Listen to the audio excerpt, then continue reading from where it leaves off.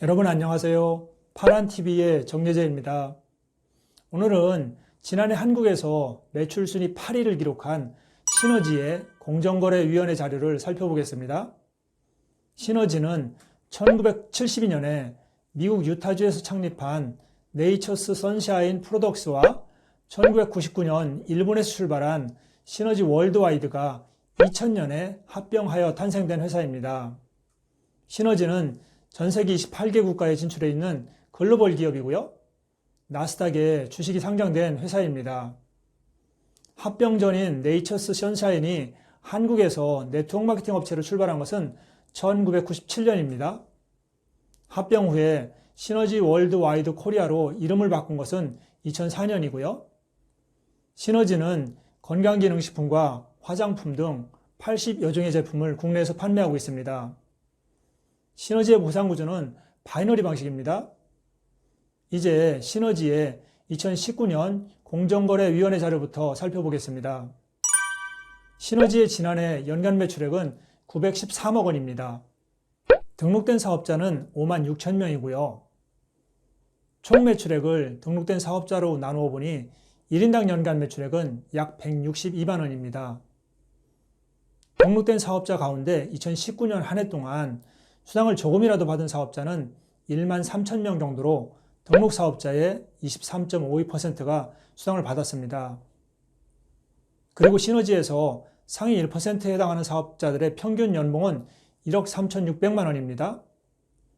상위 1%에 들어가려면 연봉으로 최소 3,500만 원 이상을 받아야 합니다. 전체 수당 가운데 상위 1% 사업자들에게 지급된 수당의 비율은 56% 정도입니다. 그리고 상위 1에서 6%에 속하는 사업자들의 평균 연봉은 1,200만 원 정도입니다.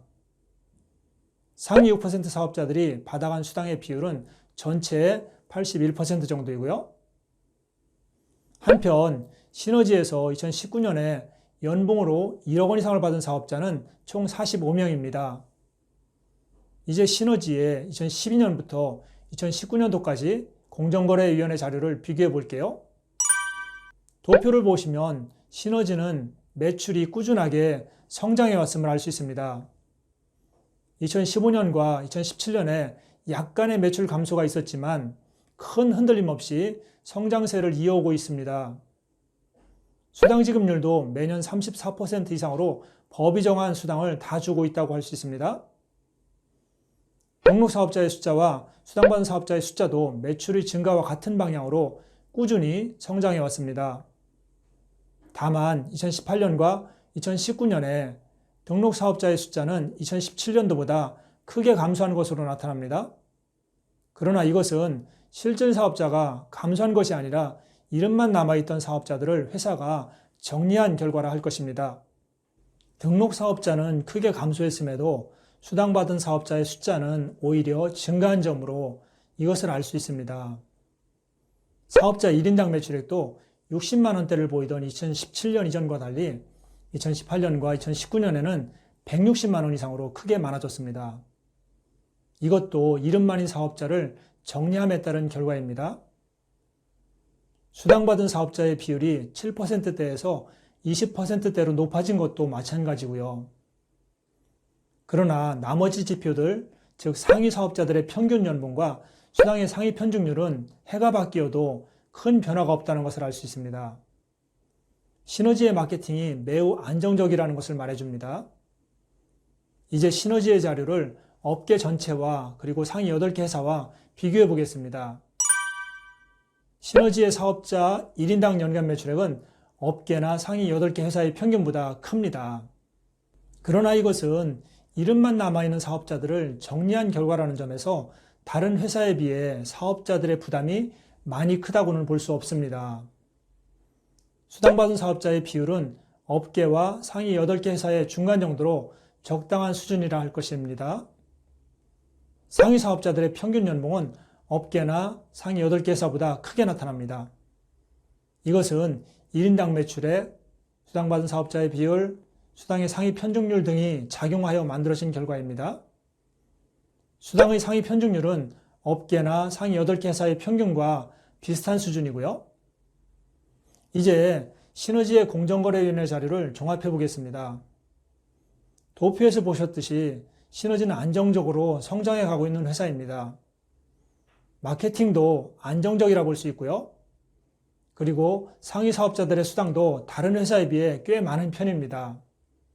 수당의 크기를 결정하는 다른 지표들, 즉 수당 지급률, 사업자 1인당 매출액, 수당받은 사업자의 비율, 수당의 상위 편중률 등이 적당한 상태에서 만들어진 높은 평균 수당이라는 점에서 큰 점수를 줄 수 있습니다. 수당이 편중되지 않게 합리적으로 잘 분배되고 있다는 것입니다. 시너지가 그래도 괜찮은 마케팅을 갖고 있다는 것을 알 수 있습니다. 여기서 우리가 주의해야 할 것은 공정거래위원회가 공개하는 한정된 자료를 가지고 그 회사에 대한 모든 것을 알 수는 없다는 점입니다. 다만 그 회사의 몇 년치 자료를 비교해보고 또 다른 회사 자료와 비교해보면 그 회사 마케팅의 특징과 방향, 상태를 어느 정도는 읽을 수 있습니다. 개별 회사에 대한 객관적인 정보가 거의 없는 상태에서 이러한 정보는 각 회사를 비교 판단하는데 아주 유용한 자료가 됩니다. 나무와 숲을 동시에 볼 수 있기 때문이죠. 이제 다음 몇 시간에 걸쳐서는 네트워크 마케팅 업계 주변에서 요즘 많이 회자되고 있는 처음 듣는 말, 즉 옴니트리션과 관련된 내용을 다루어 보겠습니다. 다음 시간에 뵐게요. 오늘도 발언합시다.